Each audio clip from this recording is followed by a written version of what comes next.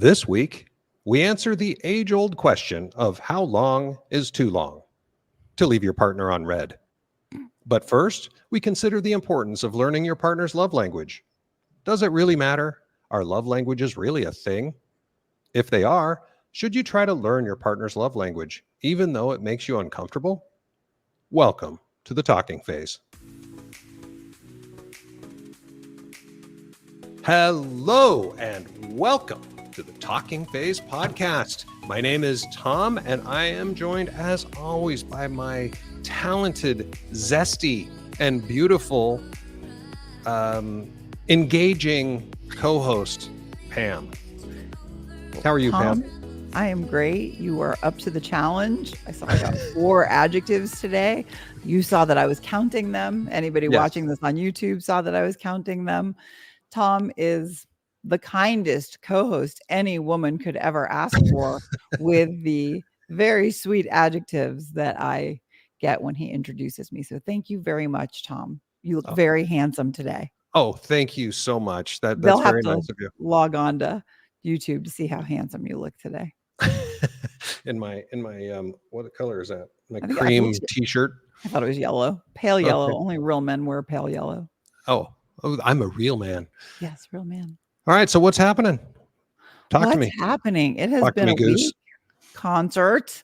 We are coming down to the finish of the summer concert rush, where we spend way too much time sitting outside in 90-degree or above heat, listening to bands that haven't put out new music from the 2000s. It's probably been going to see the Gin Blossoms, and then, believe it or not, I don't know if you've ever heard of this band because you're a guy, but like one of my favorite bands in high school was Air Supply. Oh, of course, Air Supply. You know Air Supply. I'm sure some girl dragged you to an Air Supply concert at some point in your life. Yes? I've seen Air Supply, but I think it was within the last 20 years. So it wasn't a high school thing, but I've heard Air Supply. Well, I think that every Gen Xer, boomer, maybe some millennials that were forced by their parents have listened to Air Supply. They sing all very romantic, sappy love songs. So when you go to their concert in your 50s, all you're thinking about is yourself in your teens. And so I'm going with my friend Cindy. We are going to sit in a nice air-conditioned, well, it's called D-Pack, and that's where you go for all the big plays if you live in my area. And once in a while, you are treated to an 80s band that sounds better in a theater. And so we are going to see 2 concerts, one outside and one inside. And other than that, the only thing going on here is kind of sad. Zach is getting ready and packed up to go back to college for his senior year in college. And that is bittersweet. I'm excited for him to, get to be a senior, but it's always sad when he goes home after the summer, So on a scale of 1 to 57, how old does that make you feel? Oh, fuck. Why'd you have to say 57? I'm not 57 yet. It makes me feel... You can choose between 1 and 57. It makes me feel 80. It makes me feel old to have a senior in college, but I have a daughter who, I don't know if people know, Nikki will be 30 in August. Her birthday is on the 23rd, and my birthday is on the 21st. So when she was born, or the year that she was born on my birthday, I was the most miserable I've ever been because I was 2 days away from giving birth. But having an almost 30-year-old makes having a senior in college feel good comparatively. He keeps you young then. The kids are 9 years apart. And I'll tell you, at the time, I thought, what a horrible thing to do, have your kids 9 years apart. But it is the best accidental thing I have ever done. They love each other. It is just... it's amazing having kids that are 9 years apart. They don't fight. It's great. Yeah, I think either really close or really far apart. I mean, my oldest boys are 4 minutes apart. Yeah. So there's that. Nikki says if she ever had twins, she was going to give them to me because she says there's no way she could ever handle having twins. She could. Hopefully she won't have to. But I know that that's got to be a lot more work, double the work. We always used to joke that it's about 1.5 times because if you're already doing it once, it's not a full-on experience to do it a second, to do it for another one.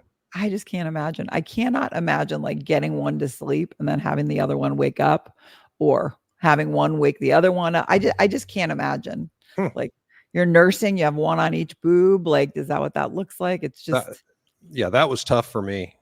yes, I'm sure it was. Yeah, my boobs have never been the same. Well, they have surgery for that if you're interested. But yeah, I think it's probably easier on the dad all the way around, because carrying twins has got to be something that is Oh yeah, worse than carrying everything's one. easier on the dad, of course. Well, when it comes to birthing, I think that's probably true. Yeah, I don't think you. I think you can take out the probably. right. I don't want to offend your your fathering abilities by saying that women have it much worse, but yeah, Well, I'm, like I'm like often Jim Gaffigan, the comedian, said, "Look, the men that get upset about that are like, wait a minute, I contributed too. I spent 30 seconds doing the thing I enjoyed doing more than anything in the world." that was like how any man. I mean, I understand you are donating DNA, but like other than that, like, come That's about on, it. come on. But you guys, usually if it's a good dad, they're there for all the dirty work once we do all the hard work up front. Sure. When my twins were kids, I mean, they're still kids in my mind, but when they were babies, especially during those first year or so, I was up with them every night, all night, because while one, she had the two kids latched on, um, and then she'd hand me one of them, and I'd be burping one while she's burping the other, and then I'm changing him, and she's changing the other one, and I mean, yeah, it was a team effort It every takes a single time they village. got up. What? I said it takes a village. Oh yeah, it was. Yeah, we were the most sleep deprived people I've ever seen. So Well, that's all that's going on here, is just the end of concert season and sniff, sniff, Zach going back to school for the last year. And what is going on in your neck of the woods? well, not a whole lot in my neck of the woods, but I will say that the day that this show drops, we're recording a couple of days early, but the day that this show drops, the very next morning or the next day, my dad turns 93 years old. Wow. Happy birthday to him. Does he listen to our podcast? I doubt it. Actually, I hope not. He doesn't want dating advice and relationship Yeah. advice from us. He says he has a girlfriend, but he's had this girlfriend for, I think, let's see, my mom passed, 8 years ago. So he's had this girlfriend for 7 years and no one's met her. So I think she's like an imaginary friend. Hey, kudos. But he's to him. happy. So good for him. And 93, those are some good genes. Absolutely. And so anyway, but I'm actually very fortunate that I'm going to go, I'm going to be seeing him very shortly. We're celebrating his birthday next month. So I'm heading out to Salt Lake for actually for a week or two. We've talked about it before, but the cousin connection is coming up. So my mom was the oldest of 8 kids, and so there were 16 aunts and uncles, and they each had a passel of kids. So there were 49 grandkids, and those 49 grandkids have all grown up, got married, and had kids of their own. And so they're grandkids and great grandkids and great great grandkids, and the whole community is going to be together on the 14th of September in Salt Lake. So I'm getting pretty darn excited about seeing them all. That's amazing. Yeah, it's a crazy time. We do it every other year, the cousin connection thing, and every year, I mean, every time we do it, there's literally an extra 100 people there. It's because bunnies. It's like bunnies. Well, it's Mormons. Well, they know how to procreate. I'll tell you Mormons that. are like bunnies. Yeah, exactly. Well, it still sounds really fun. My family, my dad's brother and my mom's sister got married. And so, normally, your mom has a sister and then she marries somebody else and brings in cousins, and then your dad has a brother or maybe more than one, and they marry other people and bring in more. So our family is very small because it was just 2 sisters married 2 brothers. And I wound up with, well, my dad has a brother and a sister, so I wound up with a total of 5 cousins.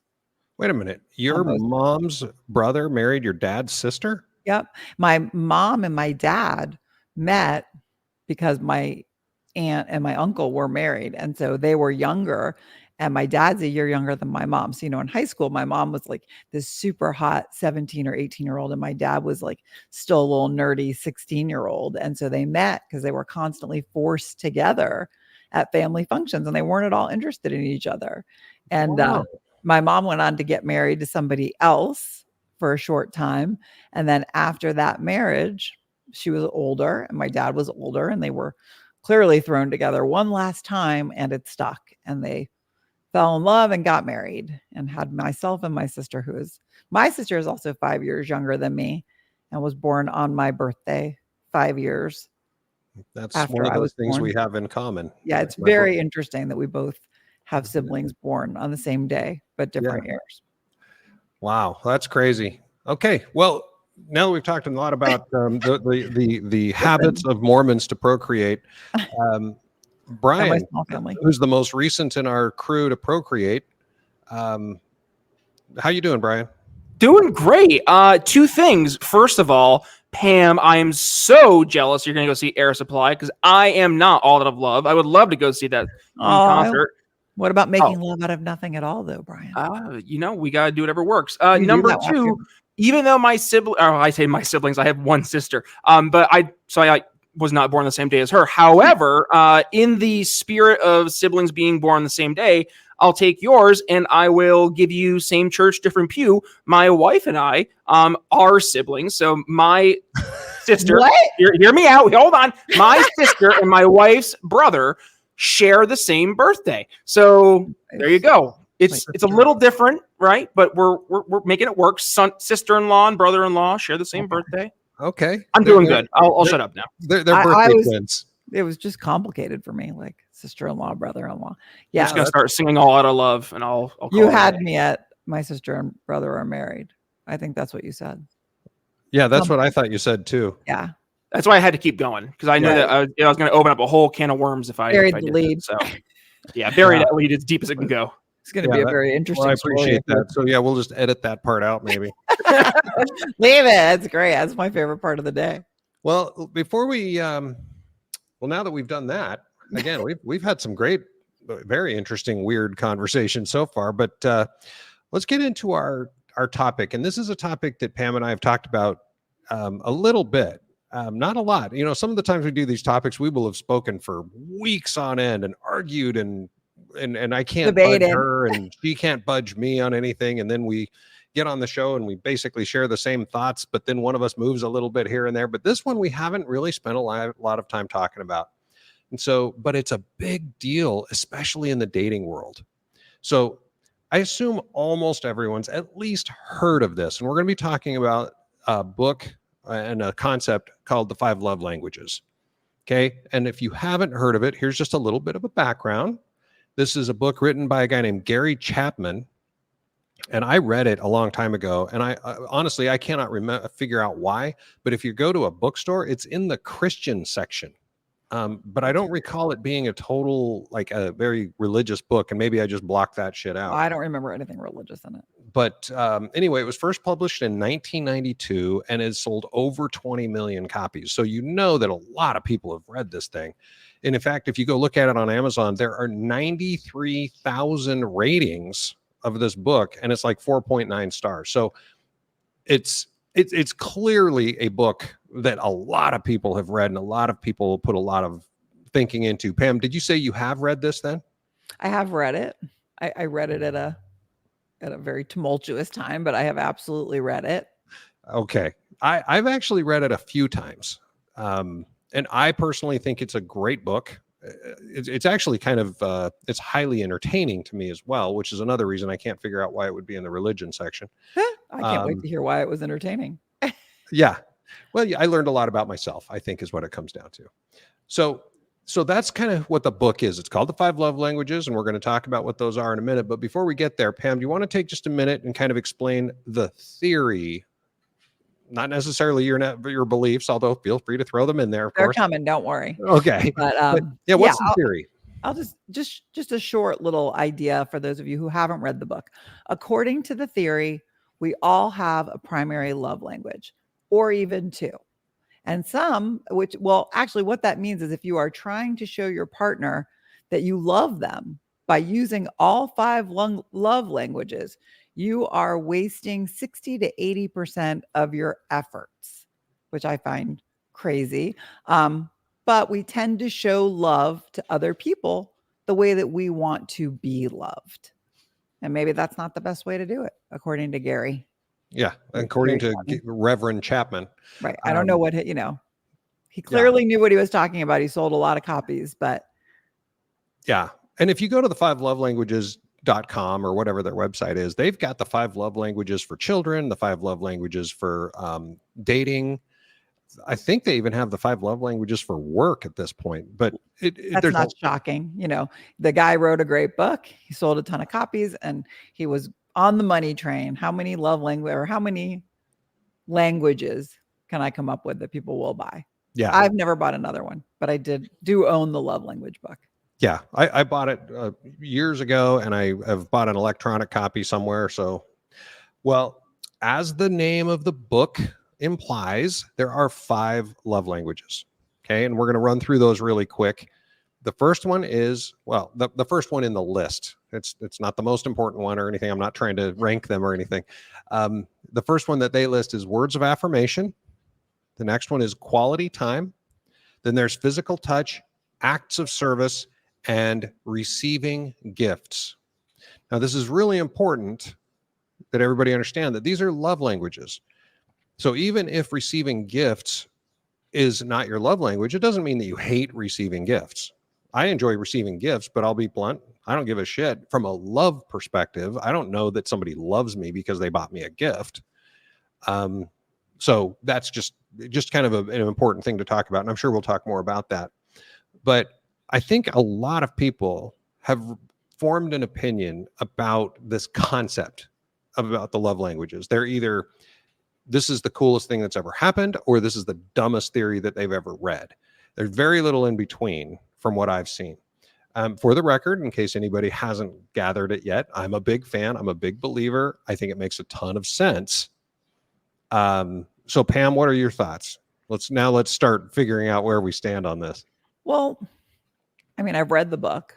I think that a lot of the time, people who are encountering this book are encountering it at a low point in their relationship, and therefore the book has been set up to fail for those of us who are in the last ditch effort, counseling, trying to save a relationship. We're going to get into that in a little while, but I will say that having picked the book up again recently, knowing that we were going to discuss it, I didn't go back and read it word for word, but I did read the love language portion, thought about it and how it pertains to me, and thought about how it pertains to parts of my life. And so I don't know if I love the love languages. I'm just not positive that I believe that by only speaking 1 or 2 of them, you're wasting 60% of your time. I'm not positive I'm on board with that. But I do believe that the love languages are a lot like your list. And I think that they they kind of cover every possible thing that somebody could want in a loving relationship. Yes. I mean, they're umbrella terms, right? So for example, yes. Chapman says that, like you said, most of us speak 1 or 2 of these languages. I mean, and again, we say speak the language, but it's really, this is how we feel or know that we're loved by our partner, is that he or she gives us these 1 or 2 things. Now, but he also talks about that each of us has our own dialect. So just because, like, for example, let me share my 2 love languages. And I think they're probably pretty even, are words of affirmation and physical touch. Now, when you hear about words of affirmation, you might think that I need somebody to affirm me all the time. Like, Tom, you're really cool. Or Tom, you're really good looking. That is not what I need. In fact, that makes me uncomfortable when people say that. But for me, I've kind of renamed my own dialect, and I call it words of acknowledgement. So it's really just an acknowledgement. It's just, hey, how you doing? So it's just if we're sitting at home watching TV or watching a football game or something, and it's just, every 45 minutes or so, it's kind of an acknowledgement that I exist. It's like, hey, how you doing? You good? Yeah, I'm good. Done. That's what I need. And it's a weird thing. That is weird. And I acknowledge that. And so I don't need, I'm not a quality time person. I enjoy spending quality time when I'm with my partner, but that's not what makes me feel like I'm loved. Having her say, hey, you doing all right? For some reason, that makes me feel good. And then in terms of physical touch, again, a lot of people think that every guy wants physical touch. Women always say, oh, of course it's physical touch. They say that all the time. Well, for me, non-sexual physical touch is how I feel mostly loved. It's, again, if we're sitting there watching TV or we're in a movie theater or whatever it is, she reaches over and rubs my arm or walks by me when we're in the kitchen. And I know it's dumb. It almost sounds like a girly thing, but to me, that is how I know that she cares about me. Those are my dialects. What does she have to do when she walks by you in the kitchen? Puts her hand. Oh, I'm sorry. Puts her hand on my shoulder. Grabs your butt. Walks by. Well, okay. Grabs your butt and says, hey, you okay? Yeah. Yeah. But for me, it's about acknowledging that I exist in her world. Because I don't know what caused this or whatever, but to me, those are the things that make me feel wanted and loved. Now, if she wants to buy me a gift, I'm not going to be all like, why the fuck are you buying me a gift? That's always nice. But if I never received another gift, I wouldn't feel unloved. Does that make sense? Well, yeah. I mean, I don't think I think that most people who look at the love languages, would be hesitant to say that gifts is their love language. I think that you're setting somebody up for failure almost from the get-go, because who wants to be in a relationship with somebody who says, yeah, my love language is gifts? I mean, like, that just sounds terrible. I mean, I understand that there are people who it is their love language. I think it's probably more likely to be the buyer's love language than the receiver's love language. Somebody who shows their love by buying a gift, as opposed to somebody saying, I feel really loved every time you buy me a gift, but don't touch me and don't say anything nice to me. Well, again, you're taking that a little bit differently, though, because again, the Chapman's theory is that we tend to show love in the way that we want to receive, or that we know that we're loved. Not all the time, but that's how we tend to do it. But the other thing is like you just said, no one's saying, don't touch me. Right. If that's not their love language. Right. It's more necessity than. Yeah. It's part of being a good partner. I mean, acts of service is a perfect example of that, where if someone's love language isn't acts of service, well, that doesn't mean that you shouldn't perform acts of service as that's part of being a good partner. That's another one that's a real kind of issue for me, is the acts of service, but mainly because I found out about the book while I was in therapy to try to fix a relationship. And my ex used to always say, well, your love language is acts of service. And it was always said as an insult, like, you don't want the things that I want. You don't want, physical touch. You don't want quality time. You just want me to do things around the house. That's all I am to you.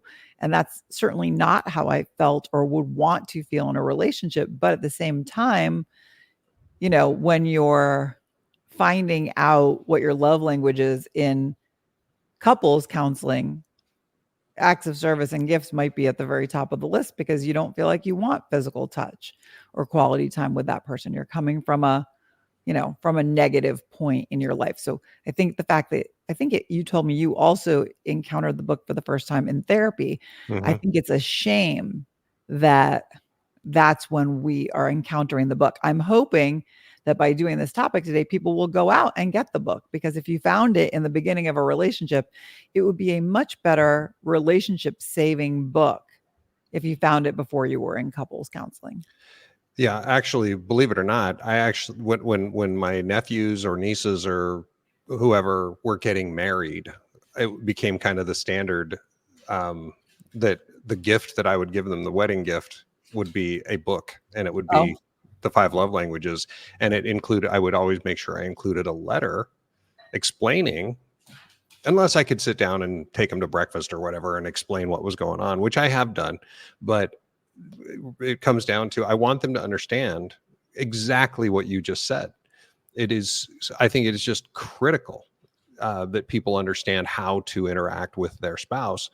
And you talk about it. I have a friend, I'll call him a friend, who is a gifts person.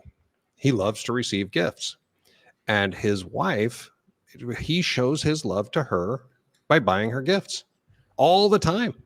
It's like he'll bring her perfume every week, or a new dress, or shoes, or whatever. I mean, he showers her with gifts. Well, she's a quality time person. Mm. She would rather spend an hour with him alone than receive a gift every week for the year. And she's talked to him about it, and he refuses to acknowledge that there's something else other than gifts, because and we've talked about he's never read the book, but I've talked to him about the love language thing, where it's like, dude, right. You're wasting money. You're spending a bunch of time looking up gifts for her all the time, and they're always showing up at the office, because he doesn't want him to go home, because he wants to surprise her with a new gift. And she's at home going, damn it, I don't give a shit about this. I just want to spend time with my husband. So I think that's a very stark example of someone who, just for whatever reason, he refuses to acknowledge that someone might speak a different love language. Well, I can see where that would become a huge problem. I don't know how old they are, but I can see where, if somebody, like, I don't think that I really felt like I had a love language when I encountered the book.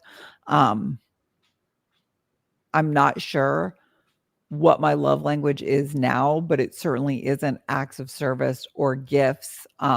It would probably be the same as yours. I don't have a subcategory. I don't need somebody to check in with me, but physical touch and words of affirmation, knowing how somebody feels, knowing that they care about me, having somebody say nice things. And also, without physical touch, I'm not even sure how any relationship survives. And I also don't mean sexually. I mean, at the end of the day, if you don't want to have your hand on the person that you're in a relationship with, whether it's their shoulder or holding their hand, or just having your hand on their leg while you're sitting next to each other, I don't even know how a relationship gets to the point of a boyfriend, girlfriend, dating, marriage without physical touch. Maybe you could survive without words of affirmation if you're just so confident that you don't need to hear anything from anybody else. But without physical touch, to me, it's almost a non-starter for a relationship.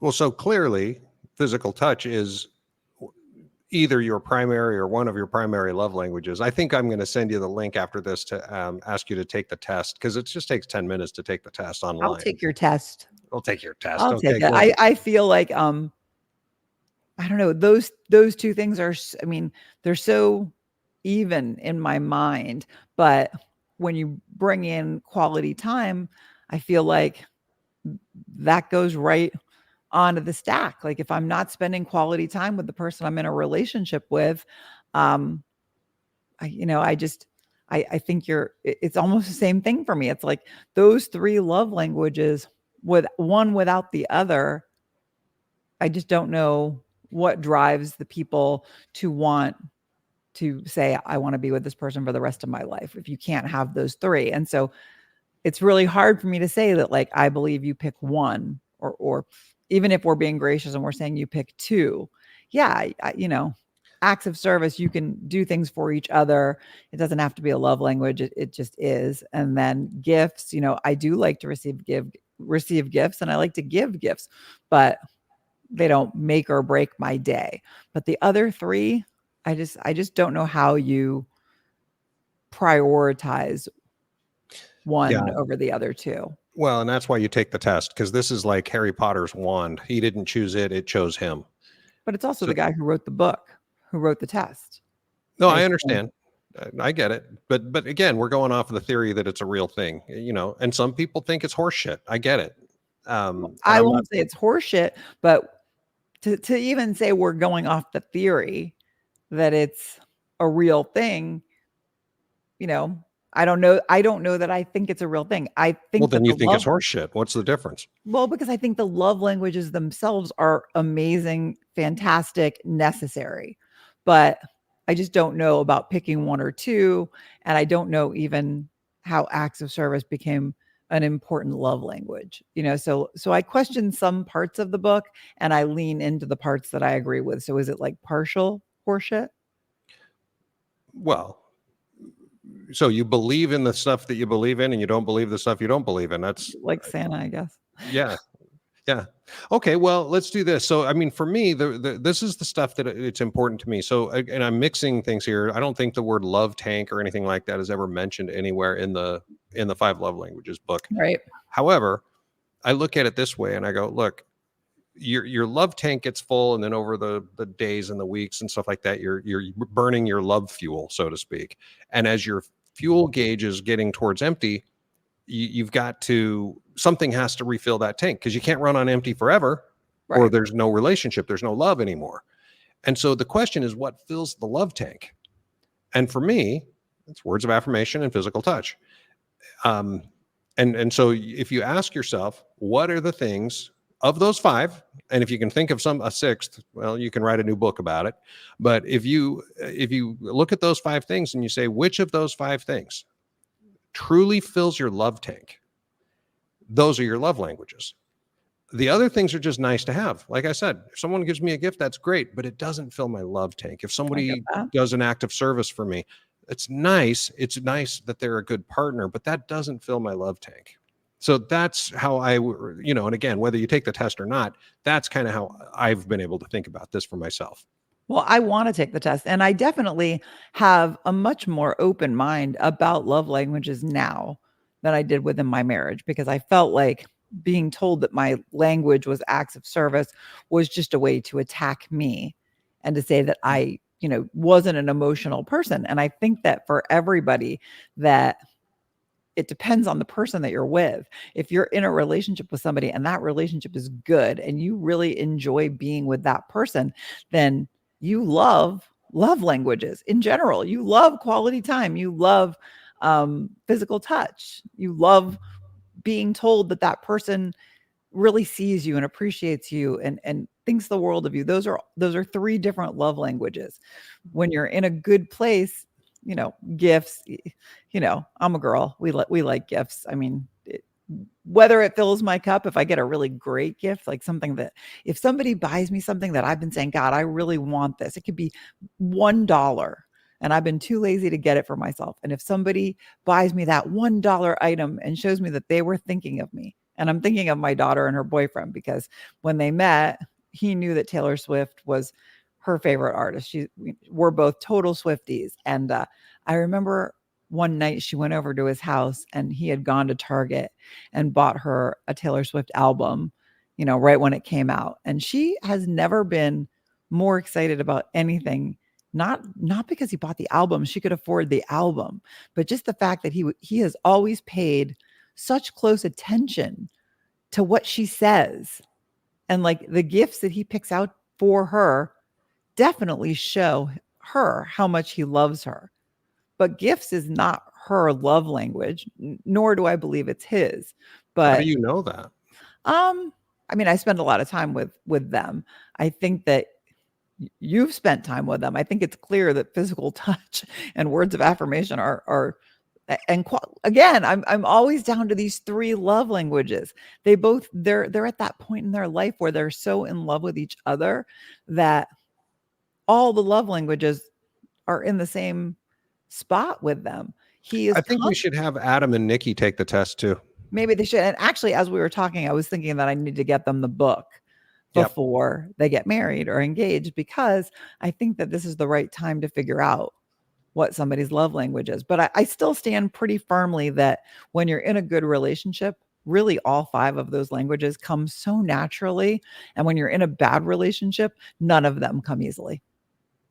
Well, easily versus naturally, those are two very separate adjectives. So that was actually just kind of a mistake. I'm going to stick with naturally, because I think it's very natural for me to reach out and touch somebody if I like them, if I care about them.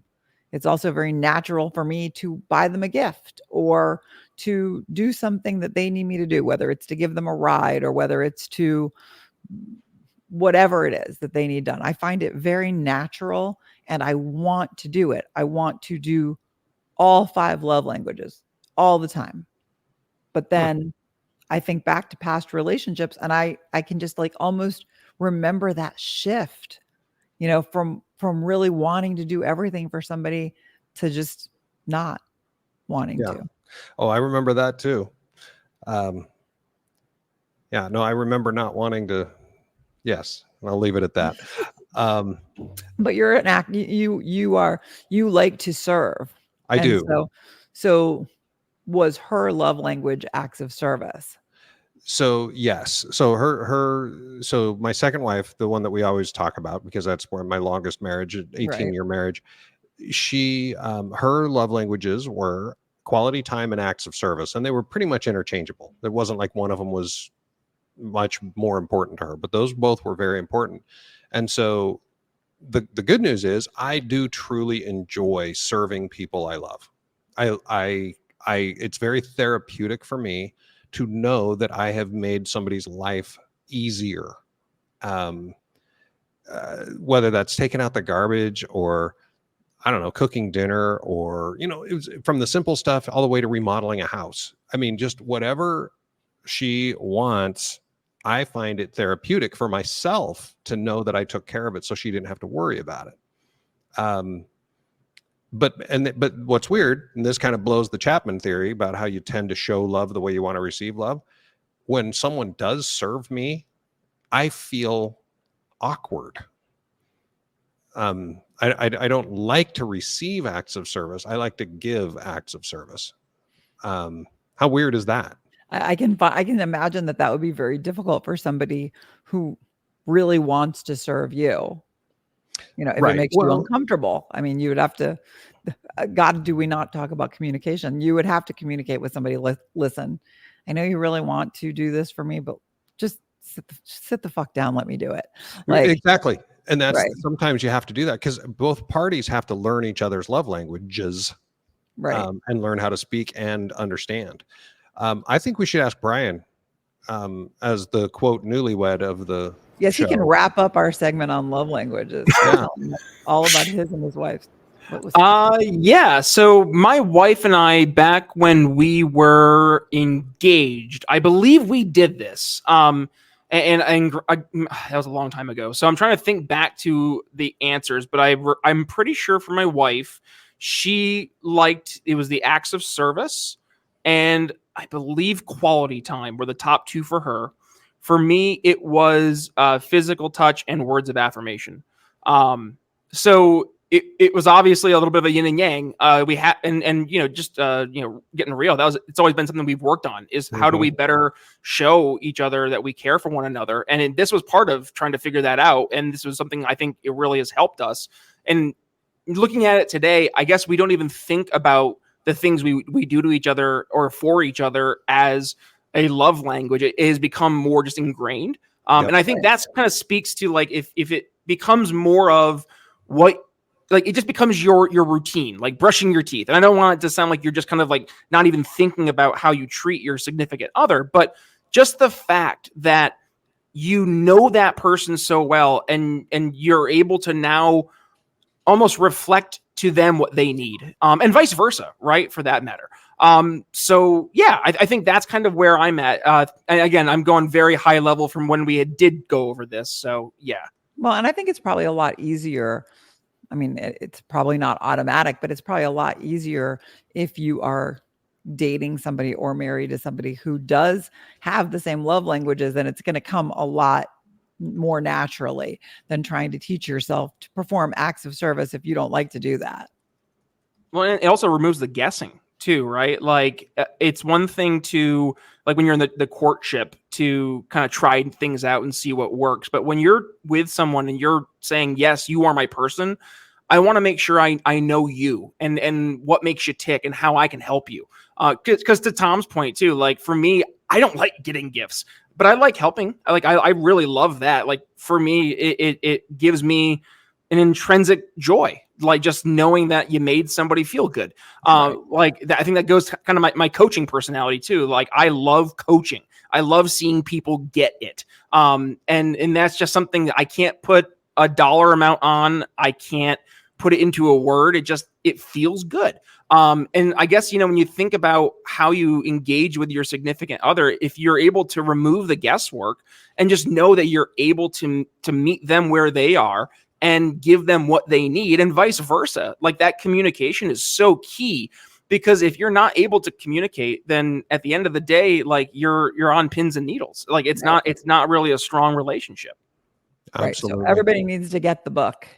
Yep. And you can go and take the test, by the way. It's the number 5. So 5lovelanguages.com. The test is free. You don't have to buy the book, although the book gives you a lot of context around the questions that they're asking you. It's not just going to say, do you like acts of service?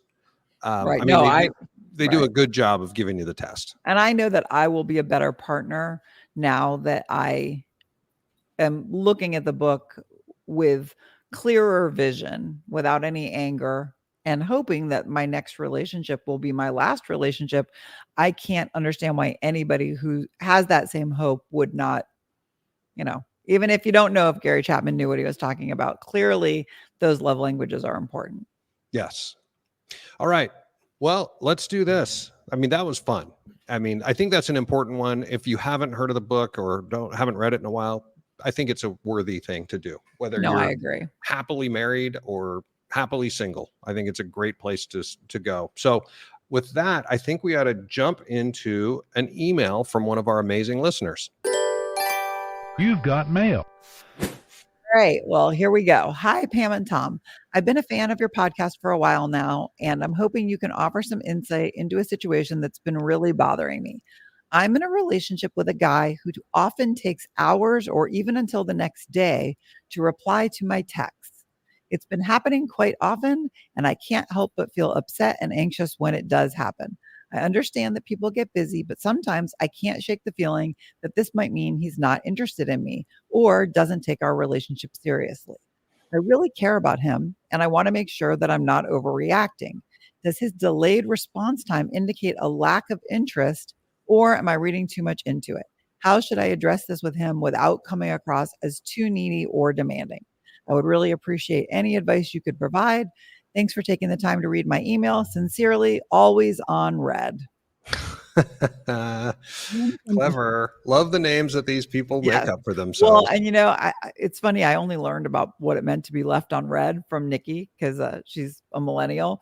But like, I always come back to the one sentence, which is, if they wanted to, they would. I feel like it serves so many different purposes. But in this email, like if he wanted to reply quickly, let's face it, we all have our phone in our hand almost most of the time. I mean, you're even in the bathroom, you're on your phone, you're listening to music, you're listening to a podcast. Like, why is it taking him so long? Nobody should take more than a day to respond to a text. Yeah, more than a day is that's some bullshit. If it's more than a day, I think their question was, it might mean he's not interested in me. Yeah, it does mean that. Right. I mean, he's probably texting it doesn't say how long they've been dating, but